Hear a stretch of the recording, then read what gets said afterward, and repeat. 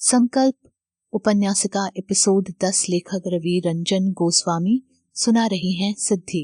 गोरा साहब अंग्रेज अफसर न्यूमन जिसने श्याम को नौकरी पर रखवाया था, श्याम से इतना प्रभावित हुआ कि उसने उसे अपना निजी सचिव बना लिया। श्याम भी न्यूमन से खुश था।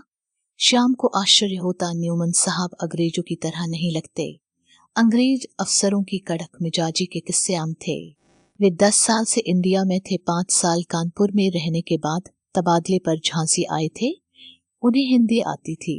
न्यूमैन ने श्याम को रेलवे कॉलोनी में एक मकान दिला देने का आश्वासन दिया, किंतु कॉलोनी शहर से दूर थी। श्याम को शहर में रहना ज्यादा अच्छा लगा। बाजार, होटल इत्यादि की शहर में अधिक सुविधा थी।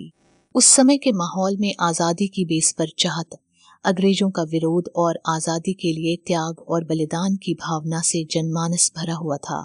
श्याम को कभी अभी अपनी नौकरी के बारे बात करने में झिझक होती। पड़ोसी कुछ खुसर पुसर करते तो उसे लगता वे उसके बारे में ही चर्चा कर रहे हों। अतः जब मास्टर साहब ने क्रांतिकारियों की गुप्त बैठक उसके निवास पर रखने का प्रस्ताव रखा तो उसने स्वीकार कर लिया। वे लोग जगह बदल बदल कर मिलते। पुलिस से हर समय छापामारी का खतरा रहता। श्याम का घर मीटिंग के लिए उपयुक्त था।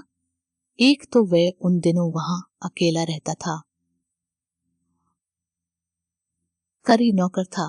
पुलिस को उस पर शक होने की कम संभावना थी।